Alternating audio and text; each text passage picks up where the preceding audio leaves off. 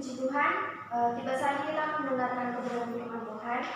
Kita akan sama-sama belajar kebenaran firman Tuhan pada siang hari ini. Sebelumnya saya percaya kita semua yang ada di tempat ini kita diberkati oleh Tuhan. Kita akan belajar kebenaran firman Tuhan. Kita akan belajar bagaimana seorang anak Tuhan dituntut untuk hidup setia. Bagaimana kita menjadi orang percaya kita harus setia di hadapan Tuhan. Tema yang akan saya bawakan pada siang hari ini adalah hidup setia di hadapan Tuhan. Dan ayatnya itu saya ambil dari Amsal pasalnya yang ke-20 ayatnya yang ke-6. Kita akan buka bersama-sama, nanti yang sudah mendapat bisa katakan amin, dan kita akan baca bersama-sama. Amsal pasalnya yang ke-20 ayatnya yang ke-6. Sudah mendapat? Amin. Kita akan baca bersama-sama. Hitungan ketiga kita mulai. 2, 3. Banyak orang menyebut diri baik hati, tetapi orang yang setia, siapakah menemukannya? Saya akan bacakan sekali lagi. Banyak orang menyebut diri baik hati, tetapi orang yang setia, siapakah menemukannya? Ya, puji Tuhan.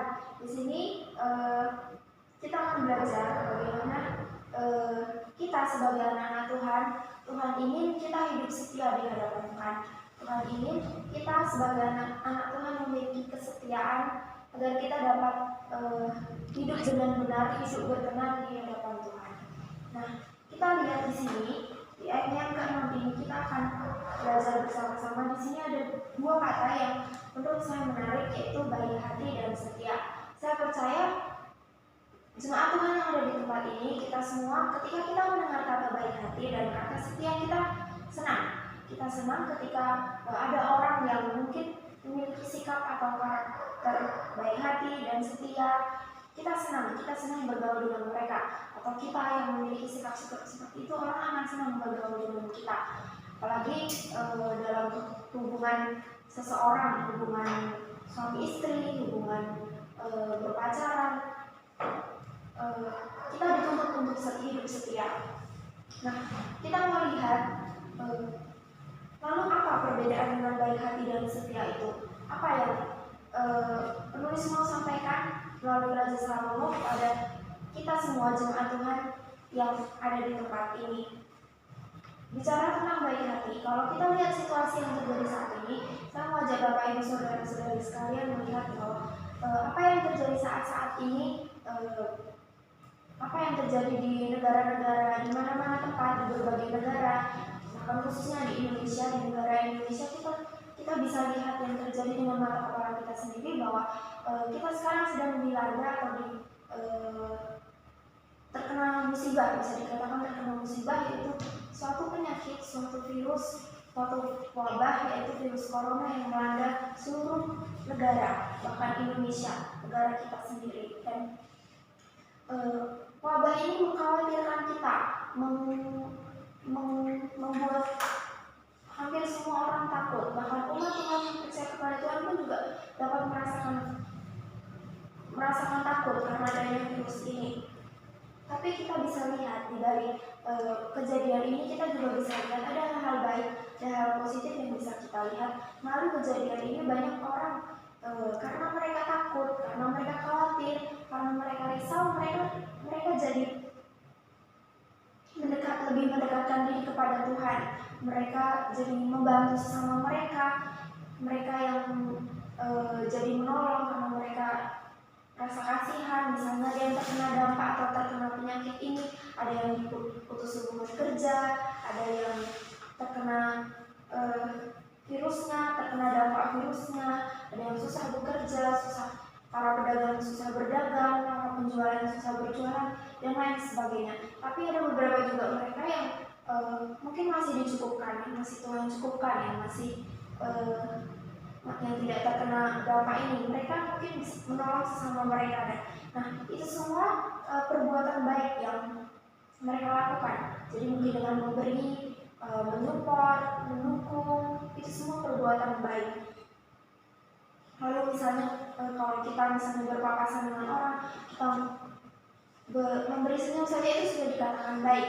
Jadi banyak orang yang berlomba-lomba melakukan perbuatan baik. Hanya orang yang mulai mengejar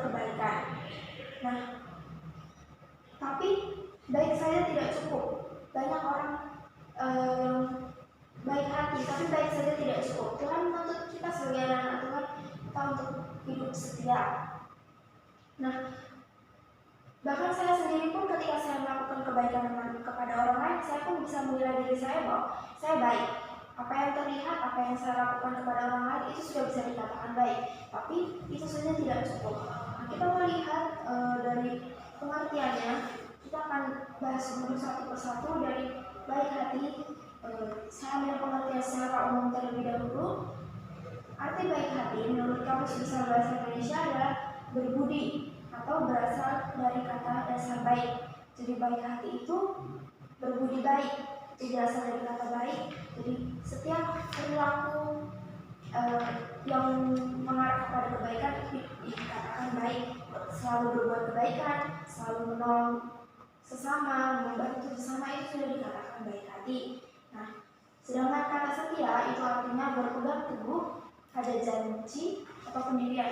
Jadi setia itu berpegang teguh, memiliki keteguhan hati, berpegang teguh pada janji, pada pendirian, pada prinsip dan lain sebagainya.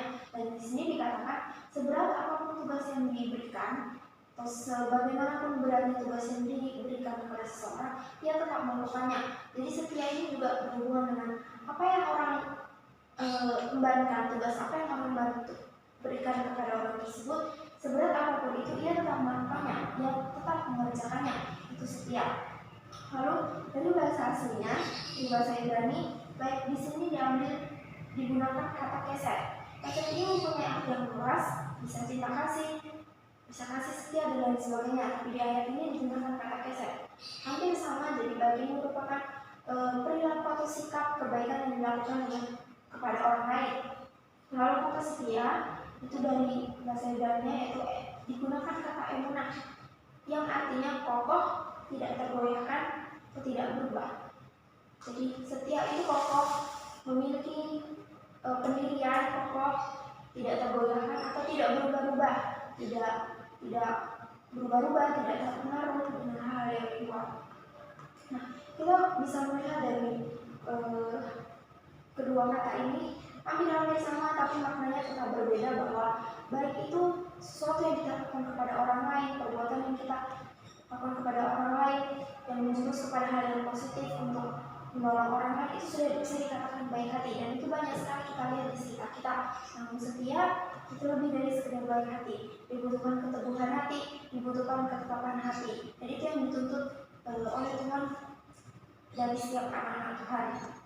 Lalu kita lihat di perbedaan yang kedua di sini, kita lihat dari kata baik hati.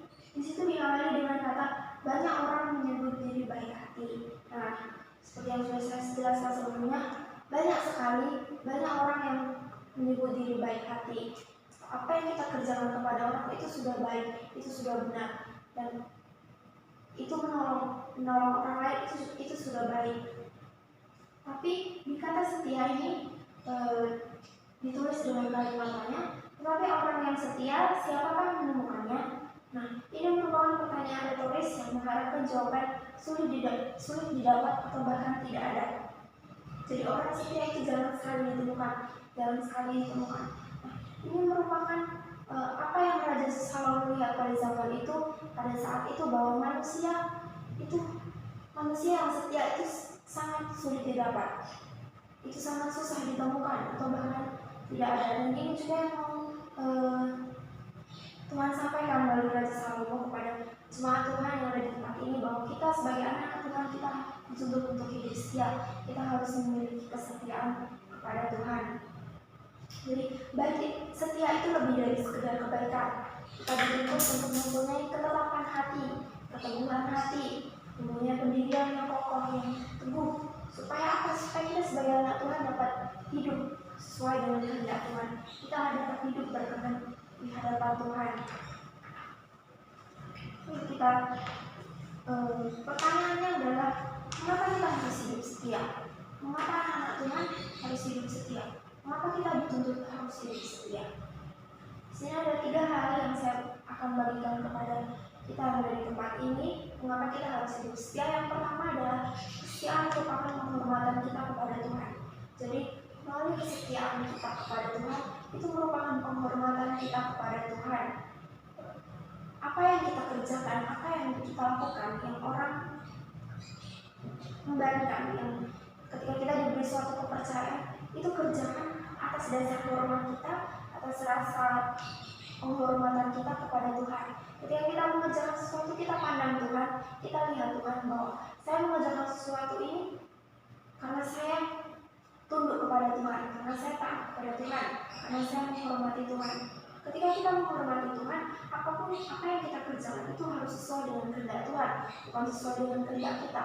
Harus baik menurut Tuhan, bukan baik menurut kita. Jadi apa yang kita kerjakan itu juga harus sesuai dengan kehendak Tuhan. Kita tidak berbuat curang, kita tidak menyimpang kanan maupun ke kiri, tapi harus sesuai dengan maunya Tuhan. Karena apa? Karena rasa hormat kita sebagai bentuk kesetiaan kita kepada Tuhan. Lalu yang kedua, mengapa kita harus hidup setia itu adalah kesetiaan itu menghargai atau menjaga hubungan kita dengan Tuhan.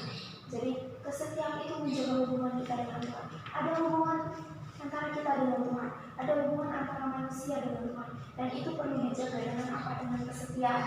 Kita harus menjaga kesetiaan itu menghargai atau menjaga hubungan kita dengan Tuhan. Ketika kita mengikut Tuhan, ketika kita mengiringi Tuhan, Tuhan tidak mau anak-anaknya itu ragu-ragu. Tuhan tidak mau kita sebagai anak-anak Tuhan itu mengiring Tuhan setengah-setengah atau mungkin suam-suam kuku. Tuhan ingin kita memiliki ketetapan hati, Tuhan ingin kita memiliki keteguhan hati sebagai bentuk kesetiaan kita kepada Tuhan. Kita harus total mengiring Tuhan dalam kehidupan Tuhan. Saya mengiring Tuhan, apapun yang terjadi dalam kehidupan saya, baik itu suka maupun duka, baik itu menyenangkan atau tidak menyenangkan, ketika itu tujuannya untuk kemuliaan Allah Tuhan, saya harus tetap setia, saya harus tetap kerjakan, saya harus tetap hadapi apapun yang terjadi dalam kehidupan kita. Lalu yang ketiga, mengapa kita harus setia kepada Tuhan? Yang ketiga adalah merupakan salah satu buah roh.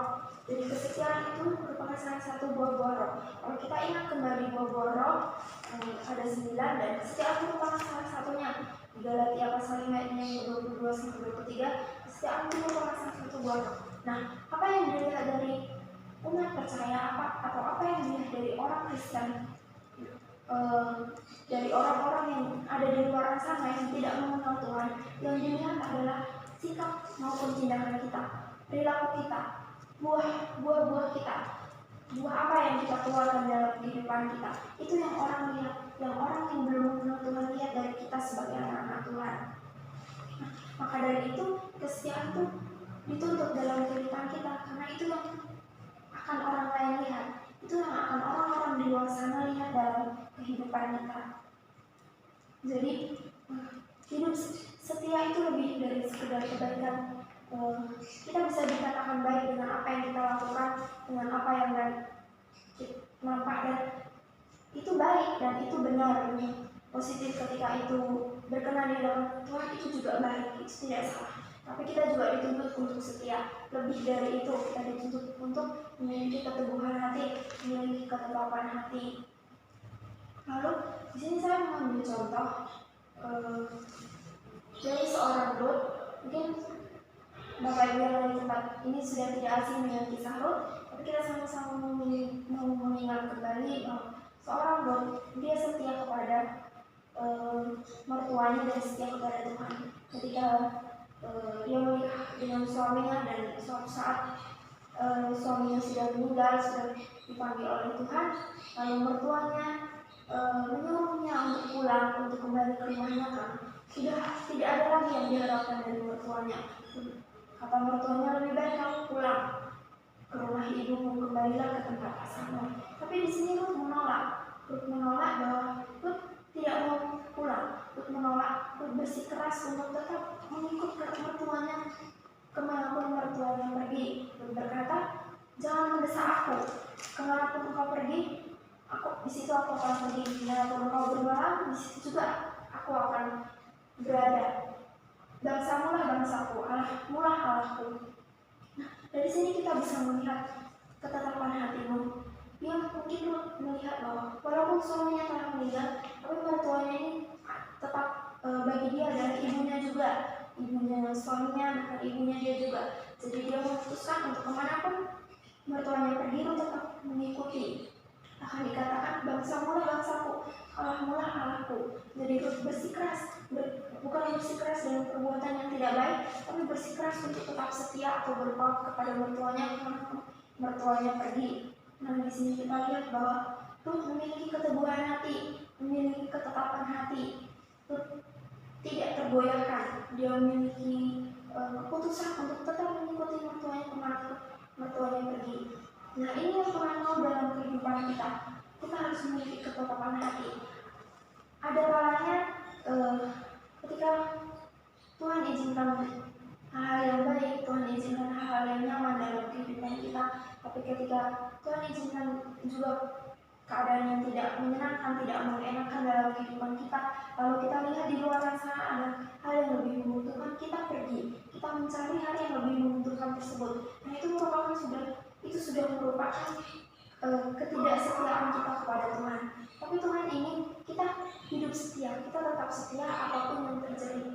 Mudah untuk kita menganggap kita ini orang benar, kita ini orang baik, tapi susah untuk menganggap kalau kita ini setia. Kita mudah mengucapkan janji kepada orang, kita mudah berjanji kepada orang, tapi kita susah untuk melakukannya. Itulah kenapa kesetiaan lebih susah daripada kebaikan, tapi itulah yang Tuhan tuntut dalam kehidupan setiap anak-anak Tuhan. Tuhan ingin kita memiliki keteguhan hati, ketetapan hati, tidak goyah, tidak berubah, tidak mudah terpengaruh dengan hal-hal yang lain. Apa yang Tuhan izinkan terjadi itu hadapi saja, kerjakan saja. Mungkin Tuhan sedang menguji kesetiaan kita. Tuhan menguji sejauh mana kamu mampu, sejauh mana kamu bisa, sejauh mana kamu menghadapi persoalan yang Tuhan izinkan terjadi dalam kehidupan kita. Dan seperti kisah aku tadi, ketika aku setia kepada mertuanya, aku di situ mendapatkan seorang Boas, mendapatkan suami kembali Boas. Dari situ Ruth melahirkan seorang anak yang juga menjadi silsilah dari keturunan Tuhan Yesus. Dan dari sini juga kita melihat kesetiaan itu menghasilkan membawa upah. Tapi kita juga harus mengingat kembali apa motivasi kita ketika kita melakukan sesuatu, ketika kita berlaku setia, itu kita tidak menuntut sesuatu. Tapi percayalah, ketika kita setia, tidak mungkin Tuhan meninggalkan kita, tidak mungkin Tuhan membiarkan kita. Tuhan pasti menjamin kehidupan kita. Tuhan pasti tetap memberkati kita, menyertai kita teman apapun yang kita hadapi. Jadi kesetiaan juga akan menuntut kita kepada berkat-berkat Tuhan yang Tuhan sediakan. Dan kesetiaan juga karena Tuhan ingin menguji kesetiaan kita, sejauh mana kita mampu, sejauh mana kita bisa hidup setia di hadapan Tuhan. Dan Tuhan menghargai setiap anak-anaknya yang hidup setia.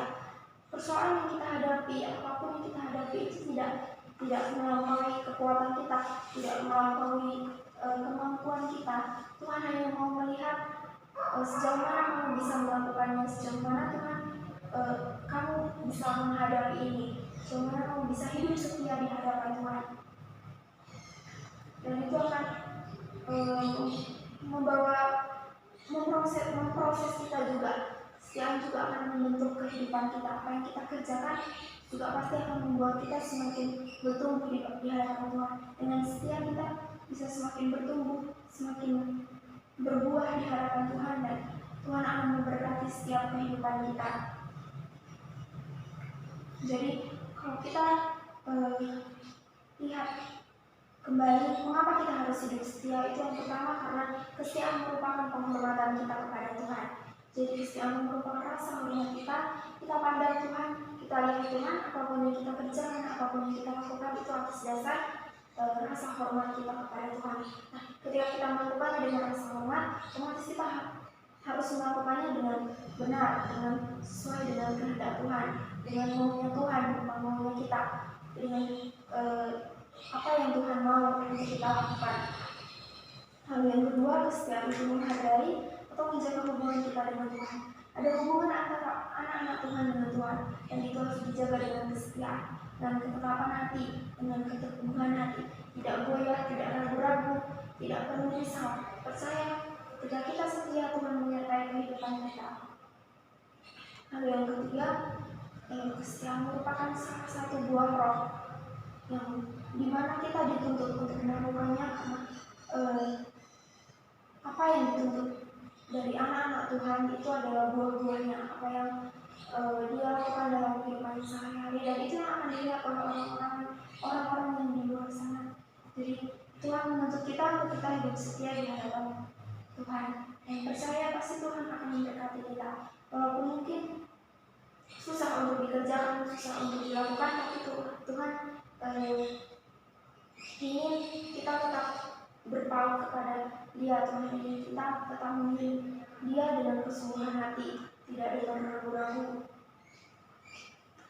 Jadi ini yang saya sampaikan, biarlah kita sebagai anak-anak Tuhan, kita hidup setia di hadapan Tuhan, kita hidup berkenan di hadapan Tuhan. Jangan risau, jangan goyah, tapi biarlah kesetiaan itu menjadi bagian